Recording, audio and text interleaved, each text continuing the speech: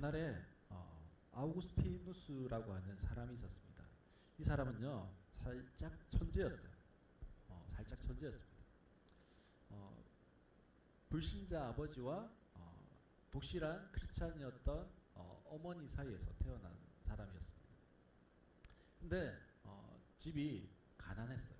그래서 청소년 시절에 방황을 많이 하게 되어졌고 19살 때에 고향을 떠나버렸어요. 그리고 고향을 떠나서 타지로 가서 그곳에서 19살에 어떤 여자와 동거 생활을 하면서 아이까지 낳게 되었습니다.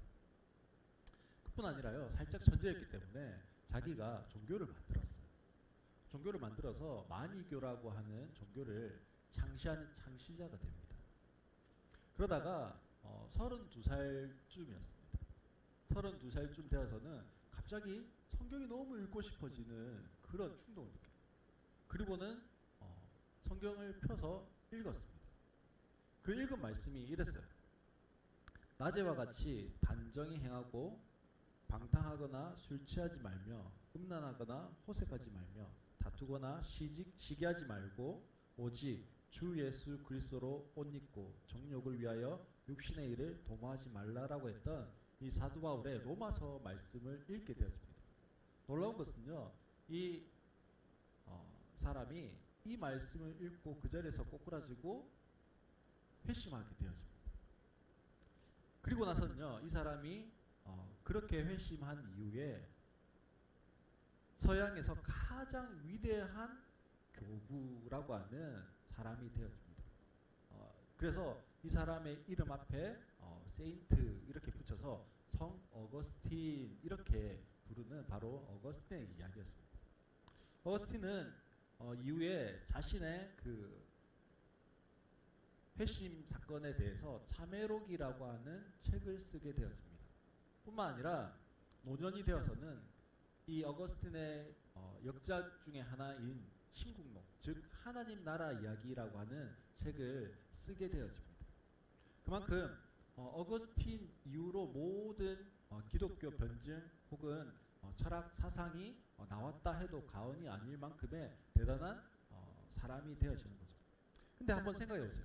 어거스틴이 자신이 마니교라고 하는 종교를 만들어서 그 창시자가 되어지고 거기에 심취해 있을 정도의 사람이었습니다. 근데 갑자기 어느 날 이거 아닌가벼 이러면서 모든 것을 다 버리고 갑자기 기독교인이 된다라고 생각하고 해보십시오. 사람들이 뭐라고 이야기해요? 미쳤나? 그렇게 반응하지 않겠습니까? 오늘 본문에 나오는 사도 바울 역시 마찬가지예요. 사도 바울이 어떤 사람이었습니까? 다메섹에 있는 그 그리스도인들을 잡아 죽이고 꼭에 가두기 위해서 살기가 등등해서 갔다라고 그렇게 성경이 기록하고 있습니다. 눈에서요 살기가 이렇게 팍 나오는 거예요. 그런 사람들 있죠. 눈빛만 봐도 섬찟한 사람. 그런데 또 어떤 사람도 있습니까? 눈빛만 봐도 온유한 사람, 뭐 이렇게 저 사람은 선하겠다, 뭐 이렇게 딱 보이는 사람들이 있지 않습니까? 저같이 잠시 잠 깨라고 그런데요 사도 바울이 눈에 살기가 등등했어요. 근데 다메섹에서 신비한 체험을 했다, 뭐 하여튼 그렇게 이야기하고 난 다음에는 이 사람이요 눈빛이 달라졌어요. 무언가 모르는데 기쁨이 있는 것 같아요. 무언가 모르는데 이 사람에게 평안이 있는 것 같아요. 그러더니요 그 사람의 삶이 이제 완전히 180도 달라진 삶을 살고 있는 겁니다. 사실 사도 바울이요 그렇게 살기가 등등해서 다메섹 도상으로 찾아갔던 이유가 뭡니까? 자기가 진리라고 생각하는 것, 자기가 참이라고 생각하는 그것, 그 길을 향해서 달려갔던 사람이 사도 바울이었기 때문에 그래요. 근데 자기가 참이라고 생각하고 진리라고 생각하는 게 있는데 이상한 그리스도인들이라는 사람들이 예수가 그 진리고 예수가 그 참이라고 이야기하니까 도저히 용납할 수가 없었어요. 그래서 어떻게 하는 겁니까? 이것들을 잡아 죽이는 것이 내가 진리를 참을 수호하고 지켜나가는 것이다 라고 생각했기 때문에 그렇습니다. 근데요 사실 한번 생각해 보세요. 살기가 등등한 것이 하나님이 말씀하시는 내 이웃을 내 몸과 같이 사랑하라고 하는 그 말씀과 맞는 건가요? 하나님은 사랑이시다라고 말씀하시는데 그 사랑을 잊고 살아가고 사랑을 누리고 살아가는 이 청년 사울의 삶이 그 말씀과 동일한 말씀으로 살아가고 있는 걸까요?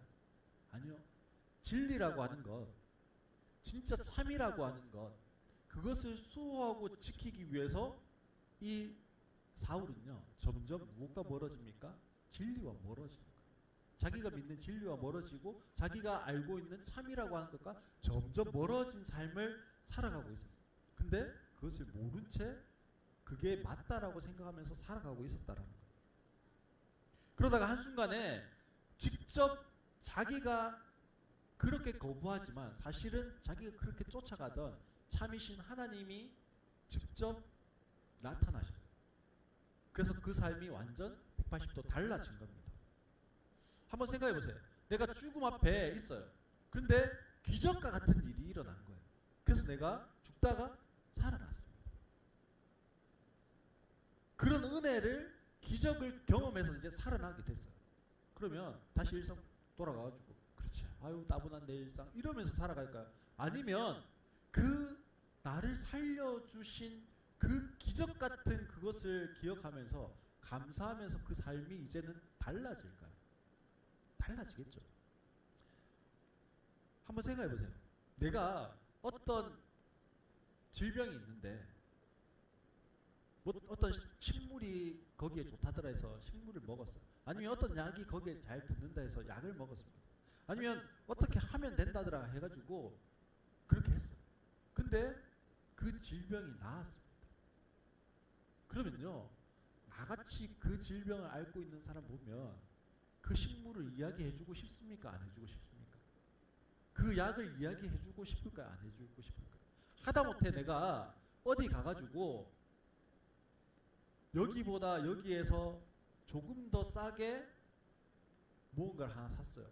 그러면 내 옆에 있는 친한 사람한테 이야기해주고 싶잖아. 야 거기 말고 여기 가야 더 싸. 하물며 사도 바울이요. 진짜를 알았어. 진리를 알고 참을 알게 된 겁니다. 그러니 가만히 있을 수가 없는 거예요. 멈춰 있을 수가 없는 거예요. 계속 이야기하고 싶은 거예요. 무엇에 대해서요? 예수에 대해서. 무엇에 대해서요?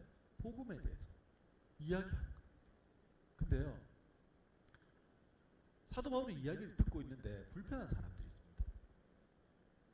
유대인 종교 지도자들은요, 유대인들은요 이 이야기를 듣고 있는 게 불편해요. 왜 불편할까요?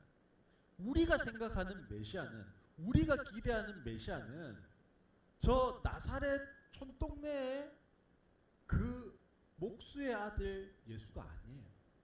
어떤 예수를 원합니까? 어떤 메시아를 원합니까?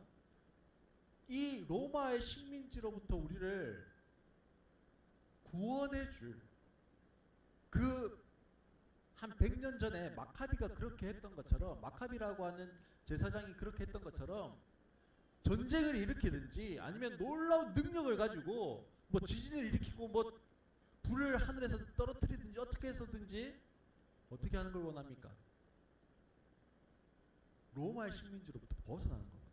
그리고 엄청난 경제적인 부를 가지고 오는 그런 메시아를 원했습니다. 근데 예수는 어땠어요? 그렇지 않은 거예요. 그리고 심지어는 어떻습니까? 죄인들이나 달려 죽는 십자가에 못 박혀 죽었습니다. 그런 사람을 메시아라고 이야기해요. 그런 사람을 믿으라고 이야기해요. 그런 사람이 진리라고 이야기해요. 그러니 믿을 수 없는 거예요. 그러니 메시아로 인정할 수 없는 겁니다. 근데 자꾸 그것을 이야기합니다. 심지어는 사도 바울은 뭐라고까지 이야기합니까? 야, 너희들이 이스라엘 사람이라고, 유대인이라고, 아브라함 자손이라고 너무 의시되지 마. 너희들만 구원받아야 되는 것이 아니라 누구도 구원받아야 돼? 자신들이 개처럼 짐승만도 못하게 여기는 그 이방인들도 구원받아야 된다라고 이야기하니까 더 미치게 됩니다. 바울은요 이 주장 때문에, 이 진리를 이야기하는 것 때문에 복음 때문에, 예수 때문에 죽음의 위협도 당하고 실제로 죽을 뻔할 정도로 늘씬하게 돌에 맞기도 하고 그렇게 했습니다. 그런데도요, 바울이 이 이야기를 계속하고 있습니다. 심지어는 지금 베스도 총독 앞에서 그리고 아그리파 왕 앞에서까지도 이 이야기를 하고 있는 겁니다. 이 이야기를 하고 있으니까 오늘 우리가 읽었던 24절에 보면 베스도 총독이 이렇게 반응합니다. 바울이 이렇게 변호하니 베스도가 큰 소리로 바울아, 내가 미쳤구나. 그렇게 이야기합니다. 지금 베스도가요, 너 미쳤네 라고 이야기하는 건요, 정신 나갔다, 정신 나간 소리 하고 있다, 이런 말입니다. 즉 바울이 지금 미쳤다는 건 뭘까요? 정상이 아니라는 거죠. 비정상이라는 겁니다. 베스도 총독에게요, 바울이 미쳤다라고 소리치는 것은요, 반대로 누구는 정상이에요? 예, 총독이 나는 정상이야. 근데 너 비정상이야. 이렇게 이야기하는 거예요. 한번 생각해 보세요.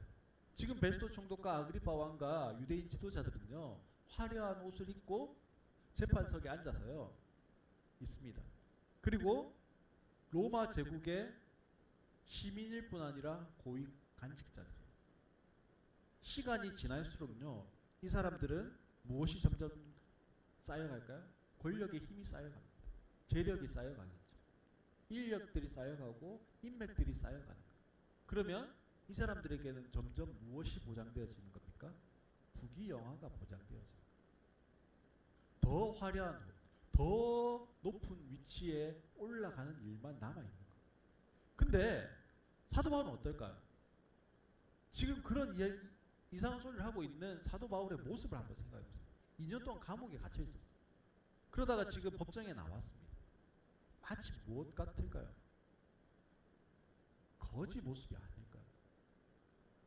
거지 모습으로, 남루한 그 옷차림의 거지 모습으로 나와 있는 그 사도 바울을 보고 있는 베스도가 보기에 사도 바울은요, 미쳤고 비정상이 맞습니다.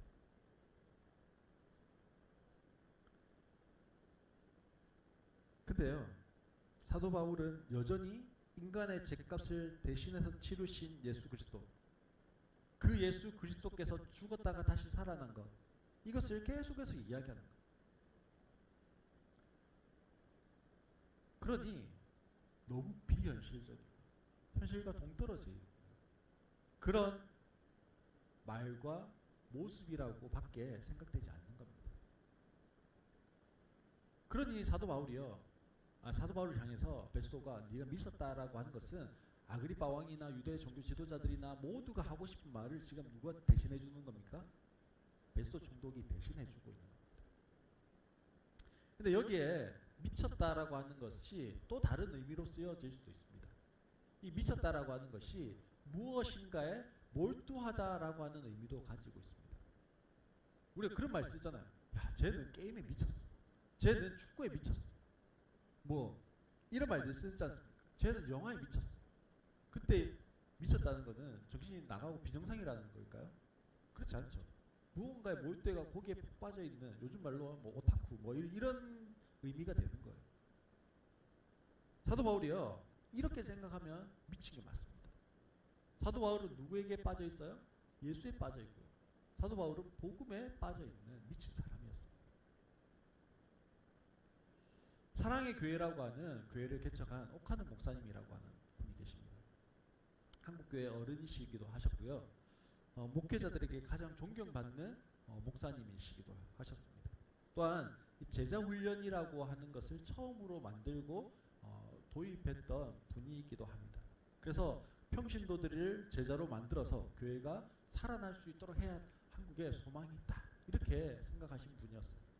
그래서 일평생 하셨던 사역 가운데 아주 헌신적으로 사역하셨던 사역이 무엇이었냐면, 목회자들을 대상으로 목회자 제자 훈련 세미나를 하시는 거예요. 그래서 너희들도 가서 당신들도 가서 이것을 교회에서 제자를 만드는 이 일을 하십시오라고 하면서 목회자 세미나를 했습니다. 이 목회자 제자 훈련 세미나에서 옥하는 목사님이 꼭 하셨던 강의가 있는데요. 그 강의 내용 제목이 뭐냐면 광인론이에요. 광인론. 그리스도인은 십자가에 미치고 예수에 미쳐야 한다. 그렇게 해야 우리 인생 가운데 성공이 있다라는 겁니다. 이 목회자 세미나라고 하는 게요, 되게 경쟁이 치열했습니다. 전국에서 모여들었고 전 세계에서 모여들었어요. 그래서 옛날에 등록을 하려면요, 경쟁이 너무 치열하니까 컴퓨터 켜가지고요 계속 클릭하고 있고요. 그 다음에 전화기 들고 계속 전화해야 등록을 할 수 있는 그런 것이었어요. 예수에 몰두하고 광인이 되어져야 한다라고 하는 것이 이 오카노 목사님의 제자 훈련 가운데 가장 중요한 키였습니다. 사도 바울이 그런 사람이었죠. 예수에 미쳤고 복음에 미쳤기 때문에 뭐라고 고백합니까? 나의 생명까지도 귀한 것으로 여기지 않는다라고 하면서 그 복음을 향해서, 사명을 향해서 달려갔던 사람입니다. 사실요, 세상에서도 무언가에 몰두하면, 무언가 하나를 위해서 에너지를 쏟으면 뭐 할 수 있습니까? 성공할 수 있어요. 우리가 소위 장인, 달인 이런 이야기를 하잖아요. 종이 접기 하나만요 10년, 20년 하면 거기에 장인이 되잖아요. 달인이 돼요. 오카노 목사님도요, 평생 그 하나에 미쳐서 살아가셨던 사람이에요. 본인이 광인의 삶을 살아가셨던 분입니다. 설교 한 편을 준비하시기 위해서요 30시간 이상 서재 앉아서 설교 준비를 하셨어요. 고치고 또 고치고, 곱씹고 또 곱씹어서 설교 준비를 하셨습니다. 그리고 제자 훈련이라고 하는 것에 온 에너지를 쏟으셨어요. 그 결과가요, 전국과 전 세계의 목회자들이 이 제자 훈련이라고 하는 것을 자신의 목회 비전으로, 철학으로 삼고 나도 제자를 만드는, 제자 훈련을 하는 그런 목회를 하겠다라고 와서 배우게 되어졌습니다. 뿐만 아니라 이 사랑의 교회적으로도요, 평신도들이 제자로 세워져서 교회가 든든히 세워져가는 그런 교회로 자라게 되어졌습니다. 그 결과 숫자적인 성장을 가지고 왔습니다. 지금 사랑의 교회가요 한 5만 명 정도의 성도가 되어지는 그런 교회가 되어졌습니다. 또한요, 이 오카노 목사님 때 강남에, 그것도 서초구에 가장 역세권에 교회를 건축했습니다. 뿐만 아니라요, 후임으로 오신 목사님은 그 건물을 그대로 놔두고 옆에다가 또 천문학적인 금액의 비용을 들여서 교회를 건축할 수 있는 그런 큰 교회로 성장했습니다. 근데요, 오카노 목사님이 돌아가셨어요. 암으로 일찍 돌아가셨죠. 그 이후에는요, 후임 목사님과 성도 간의 갈등이 일어났습니다. 그리고 오카노 목사님의 아들이었던 분과 후임 목사님 사이에 갈등이 일어났어요. 그래서 교회가 나누어졌습니다. 그리고 아직까지도 10여 년이 지났거든요. 근데 아직까지도 여전히 그 분쟁이요, 봉합이 되지 않고 그 상태 그대로 있는 것을 보게 되었습니다. 처음에는 분명히요, 복음의 광인이 되고 예수 그리스도에게 광인이 되어지는, 사명을 따라 살아가는 광인의 삶이었습니다. 그런데요, 시간이 이제 한 세대 흘렀을 뿐이에요. 그런데 그 광인이라고 하는 것이요, 정말 그냥 무엇에 그치지 않아요? 그쳐버렸습니까? 미친 사람이 그쳐버린 거예요. 세상으로부터 그냥 미친 사람이 되어진 겁니다. 종교라고 하는 것에 미친 사람, 권력이라고 하는 것에 미친 사람, 물질이라고 하는 것에 미친 사람으로밖에 여겨지지 않게 되었다라는 겁니다. 지금 성경이요, 우리에게 그냥 단순히 미친 사람이 되어져라, 무엇인가에 몰두하는 사람이 되어져라, 그것을 이야기하고 있을까요? 지금 바울이 그렇게 그냥 미친 사람이었다, 이것을 이야기하고 싶은 걸까요? 그저 세상으로부터 광인이 되어버린 걸까요? 며칠 전에 뉴스를 보는데요. 너무 좀 참담하기도 하고요. 안타깝기도 하고 좀 부끄럽기도 했어요. 규모적으로 보면 전 세계에서 제일 큰 교회가 있어요. 우리나라에. 그리고 한국을 대표하는 교회이기도 하죠. 거기에서 교인들에게요. 일명 안티 코로나 바이러스 카드라고 하는 것을 지급을 했습니다. 담임 목사님이 직접 이 카드의 효과에 대해서요 광고를 하셨어요. 성도들에게 이 안티 코로나 바이러스 카드를 가지고 있으면 안심해도 된다. 이 카드를 지니고만 있으면 코로나에 걸리지 않는다. 혹시 걸렸다 할지라도 빨리 낫는다. 뭐 이렇게 하면서 광고를 했습니다. 이런 교회의 모습을 보면요. 코로나 시대를 살아가고 있는 오늘의 그리스도인들이 세상 밖으로부터요. 세상으로부터 그냥 진짜 미친 사람 취급받을 수밖에 없는 거예요. 미개해 보이고요. 자기들밖에 모르고요. 이웃을 향한 배려와 사랑은요. 전혀 없는 그냥 단지 이기적인 인간들로밖에 보여지지 않을 수 있다는 겁니다. 그런 사람들이 그리스도인들이라고 그렇게 취급받는 시대예요. 우리가 복음에 예수에 미쳤다고 외치는 것이 아니라 그냥 저 사람들은 미친 사람이야. 그렇게 취급받는 겁니다. 왜 우리는요 세상으로부터 미친 사람 취급을 받게 되었을까요? 복음에 미치고 예수에 미친 사람은요 복음이 예수가 자신의 삶을 통해서 흘러나오게 되어지는 거예요. 즉 예수님께서 말씀하신 것처럼 너희는 세상의 소금이다. 너희는 세상의 빛이다는 말씀처럼 우리가 세상 가운데서 소금으로 빛의 사람으로 살아가야 하는 거예요. 근데요 우리가 세상으로부터 그냥 단순히 미친 사람 취급받는 이유는요 소금으로 빛으로 살아가지 못하기 때문에 그렇다는 거예요. 우리는 예수님을 따르는 제자들입니다. 예수님 뭐라고 말씀하셨습니까? 너희가 세상의 소금이고 너희가 세상의 빛이다 말씀하시기 전에요. 나는 세상의 빛이다 말씀하셨습니다. 예수님이 빛이시래요. 우리는 빛 대신 예수님을 따라가는 제자들입니다. 그러기에 우리 역시 세상 가운데서 무엇이 되어야 하는 겁니까? 빛이 되어야 하는 겁니다. 단순히 미친 사람이 아닙니다. 그저 자기밖에 모르는 미친 사람, 이기적인 사람이 아닌 거예요. 우리는 세상을 향한 광인이 되어야 합니다. 어떤 사람은요? 빛을 발하는 사람. 빛의 사람이 되어야 합니다. 빛의 사람이 되어져서 다른 사람들을 살리고요. 지역과 시대를 살리는 성도가 되어야 하는 겁니다. 지역과 시대를 살리는 빛의 사람. 너무 거창합니까? 그렇지 않습니다. 내가 변화하는 것이요.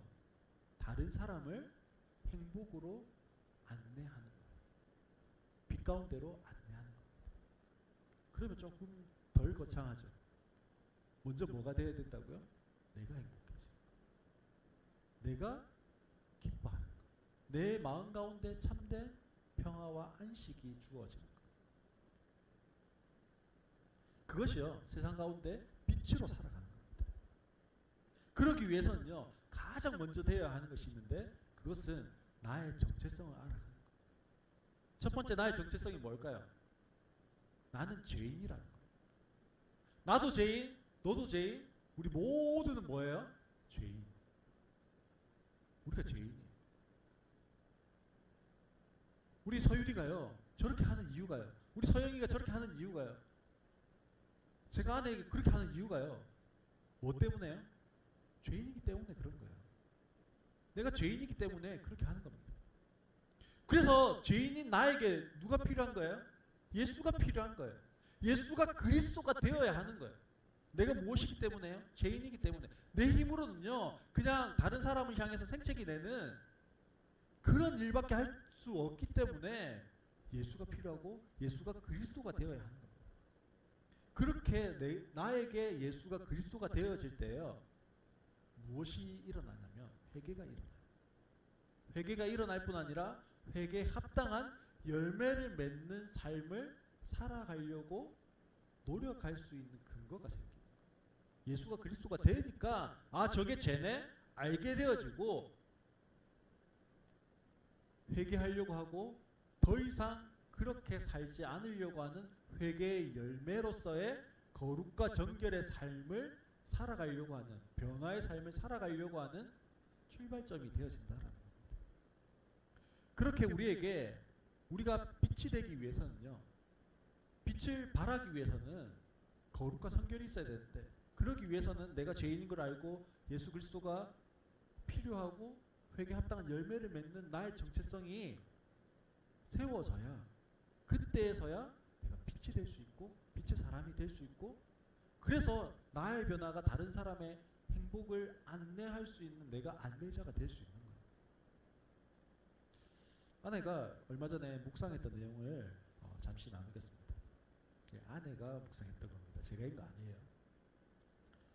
해같이 빛난다는 것. 햇빛은 광채로 인해 바로 보기가 어렵다.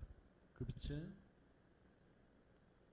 썬팅, 커튼, 손가림, 선글라스, 가림막 하나만 있어도 빛을 가리며 해를 볼 수 있게 한다. 하지만 그 빛은 온전한 역할을 하지 못한다. 우리가 해같이 빛난다는 건 빛의 역할을 감당하고 있는가 하는 것이다. 가림막이란 우리의 죄와 정결함 사이에 있는 장애물이다. 이 장애물이 뭔가?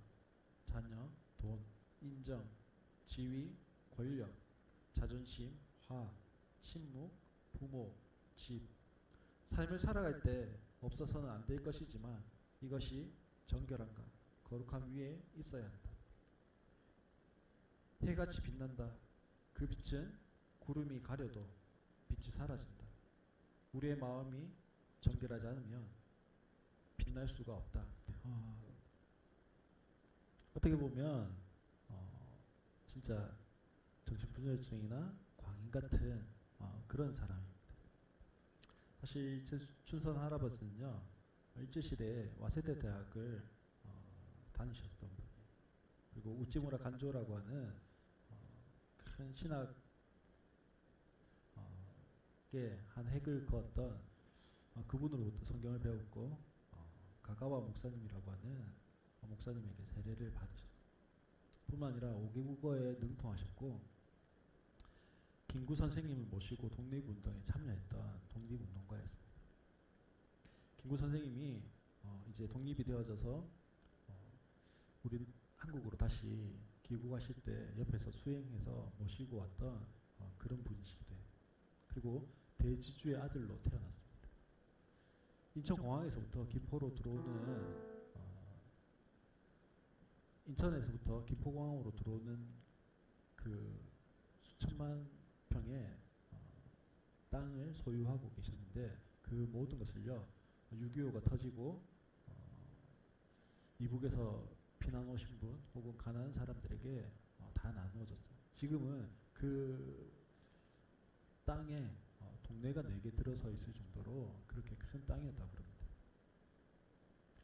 아까 거의 마지막쯤에 나오는 시신의 발을 보고 확인했다라는 분이 아들 목사님, 자녀가 5명이고 중간에 나오셨던 모자 쓰신 여자분이 부인, 집도 있고 했던 사역이 심지어는 목사님이셨어요. 그런데 이해할 수 없죠. 그 많은 재물을 다 나누고, 또 남북이 통일될 그때까지는 내가 신발을 신지 않겠다라고 이야기하고, 간절함이었을 거예요 아마. 그렇게까지 해서라도 남북이 통일되면 좋겠다. 자신이 그렇게 독립을 위해서 싸웠는데 아직 완전한 독립이 이루어진 것이 아니라고 생각했던 그 마음 때문에 그래요. 미친 사람은 어떤 사람일까요? 무슨 말 하고 있는지 모르는 사람이 미친 사람. 그러면 저 최순원 할아버지는 어떤 사람이라고 봐야 할까요? 분명한 목표가 있어요. 의식이 있습니다. 하나님을 향한 그 사랑 때문에 지금 그렇게 외치고 있는 겁니다. 사랑하는 여러분, 우리의 삶이요, 그냥 단순히 무엇인가에 몰두하고 미친 사람이 되지 않기를 소망합니다. 내가 그냥 미친 사람이 아니라요, 세상 가운데서 빛을 드러내는 빛의 사람들이 되어졌으면 좋겠어요. 그러기 위해서요, 내가 무엇인가 거창한 일, 대단한 일을 해가는 게 아니에요. 그냥 내가 내 삶의 자리에서 내가 변화되어져서 다른 사람이 나 보면서 나도 저렇게 행복하면 좋겠다라고 하는, 나도 저렇게 기쁜 사람이 되면 좋겠다라고 하는 것이 내가 빛의 사람으로 살아가는 거예요. 그 빛들이 모여지면요, 우리의 지역이 바뀌고 우리의 세상이 바뀌게 되어지는 겁니다. 사랑하는 여러분, 오늘날 그리스도인들이 세상으로부터 비난과 조롱의 대상이 되어버렸습니다. 이유가 있겠죠. 이야기합니다. 언론이 안티기독교라서 그래. 정부가 안티기독교여서 그래. 그럴 수 있습니다. 하지만요, 기독교 역사를 한번 살펴보면 2000년 기독교 역사 가운데 언론이 친기독교적인 때가 없었어요. 정부가요, 친기독교적인 정부일 때가요 없었어요. 늘 정부는요 안티기독교적이었습니다. 그러면서도 여전히 이 땅 가운데 존재하고요, 여전히 영향력을 발해왔었습니다. 그런데 이 시대 세상으로부터 미친 사람으로 취급당하는 것은요, 그 속에 빛의 모습이, 소금의 모습이 흐리고 사라져 버렸기 때문에 그런 거예요. 로마의 국교가 되기 전에요, 기독교는 어땠습니까? 로마로부터 철저하게 탄압받던 종교였습니다. 그런데요, 더 웃긴 건요, 자기들이 탄압하면서도 기독교인 하면 인정해줬다고요. 무엇을 해요? 그 사람들은 빛이야. 그 사람들은 그래도 순결해, 거룩해. 그렇게 인정해줬어. 그러니 소수에 불과했던 기독교가 로마 전체를 뒤엎어버리는 국교가 될 수 있었던 겁니다. 우리나라도 마찬가지예요. 초기 기독교의 숫자는요 많지가 않았습니다. 그런데 나라를 뒤엎고 시대를 뒤엎는 3.1 독립만세에 그 선언문을 채택하기 위해서 33인의 지도자들이 나섰잖아요. 그 중에 많은 사람들이요 기독교인이었어요. 기독교인 지도자들이었습니다. 하지만 지금은요, 숫자적으로는 그때는 1%, 2%였다면 지금은 10% 되잖아요. 많을 때는 12%까지 됐었어요. 지금은 8%라고 이야기하죠. 점점. 그런데 반대로 영향력은 없어졌습니다. 왜요? 빛이 빛의 역할을 하지 못하고 소금이 소금의 역할을 하지 못하기 때문에 그렇습니다. 그건요, 내가 빛이 돼야지 이것이 아니라 나의 삶이 하나님 보시기에 거룩하고 정결한 삶으로 점점 변화되어 가지 못하니까요, 빛을 발할 수 있는 능력이, 힘이 사라진 겁니다. 교회가 거룩해져야지, 아니 교회가 사회를 향해서 뭔가 일을 해야지, 그렇게 사는 것이 아니라요, 빛을 발해야지, 그것이 아니라 그냥 내가 빛이 되면 되는 거예요.